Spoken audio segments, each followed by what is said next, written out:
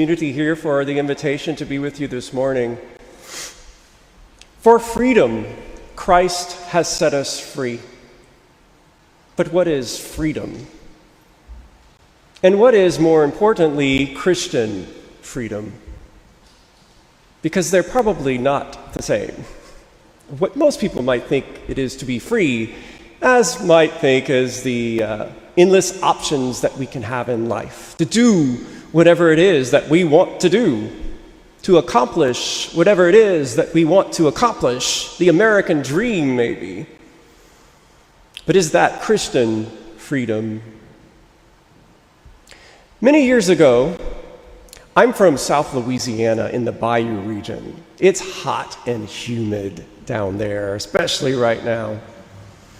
I was on summer break in college. I went to visit my family and spend some time with them. And they had a carport that had a second floor where we stored things. It wasn't finished. It was full of cardboard boxes full of stuff. But it was my place I'd always loved to go. This was before I was a monk, but kind of like acting like a monk. Go hide out in my prayer closet and spend time with God. But of course, it was very stifling up there on that second floor, so I would open up the windows. There was windows on either side of this kind of rectangular-shaped space. There were no screens on the window, so I would lift up the glass, so the top half would be glass, the bottom half would be open air. And on either side, it was the same. Suddenly, as I'm walking back and forth in my prayer, a bird flies in the window, flies right past me, and sees the light at the other end and is thinking he is getting out on the other side. But, so it seems, a bird can't tell the difference between glass and open air, and slams right into the glass. You could see his wheels turning. Maybe I can get out on the other end where I came in.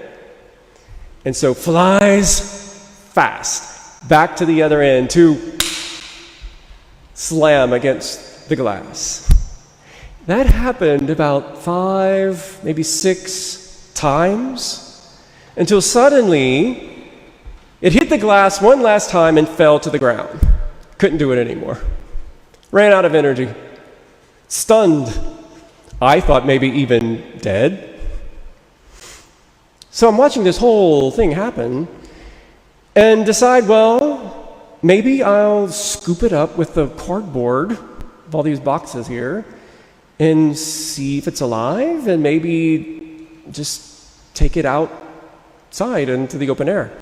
So I did. I scoop it up. It's not moving, but the moment I extend it out of the window into the air, it flies away into freedom. And it was very, very quickly that I heard the message from God. We're that bird.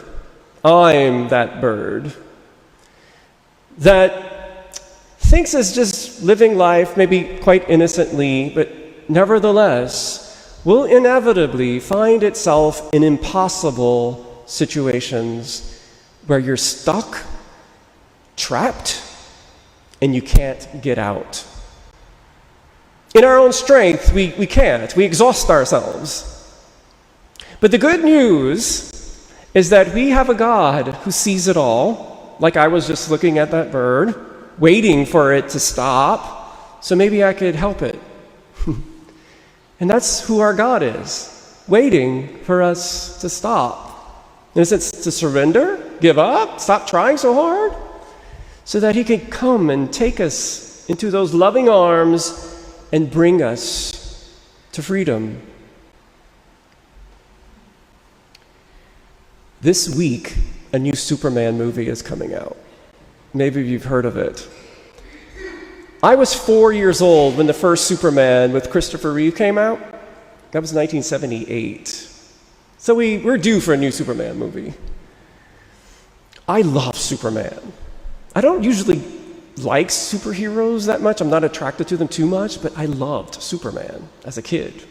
And I would have dream after dream of me just taking off from the ground and flying. There was something in my spirit, I think, and I think everybody's spirit, you're meant to fly. You're meant to soar. God created you to soar. One of my favorite writers is Teilhard de Chardin, who was a Jesuit of the 20th century, that said, we are not human beings having a spiritual experience. We are spiritual beings having a human experience. The priority, the fundamental dimension of your life is spirit. And that spirit is made for transcendence, for glory, for God. But know that Superman was a Christ figure. And I think that's why he resonates so powerfully. Superman didn't just fly to show off or to fly just because he could. He flew to get perspective on where the bad was happening because he wanted to do good, to see who was in trouble, who was in need, so that he can meet it and make a difference. That brings out the Christ figure in Superman. That's different. That's a special kind of freedom. Not freedom to make choices that you want, or as St. Paul says in Galatians, for self-indulgence. No, but freedom to bear the fruits of the Spirit: love, joy, peace, patience, on and on. That is why we are free to love. Not freedom for freedom's sake, freedom to love. Freedom to bear the heart of Christ in a world in need. A world trapped. A world banging itself against the head over and over again. And we're not here to judge because we do it too. We've been there. What makes us free is only one thing. That kind of freedom, Christian freedom. Only one. It is the knowledge of being rescued by the love of God. It's the knowledge, the experience of the Spirit's embrace in our time of need. The knowledge that God is Emmanuel, not far away in a heaven that we can't reach, but here in our midst. And it's God who's reaching for us. We need to wake up to that truth, and that will set us free. I think of St. Francis of Assisi when I think of Christian freedom. There's a great story of St. Francis.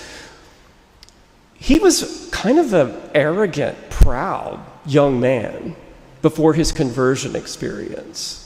He had a nice, comfortable life. There are two stories of Francis. The moment when he undresses himself because his father, who was a mercantile person who makes fabrics, nice fabrics, and dresses Francis really nicely, where he strips himself off of everything and gives it to his father, who is really distraught that his young son is acting the way he is acting. But then there's another moment when he's riding his horse and he comes in contact with a leper.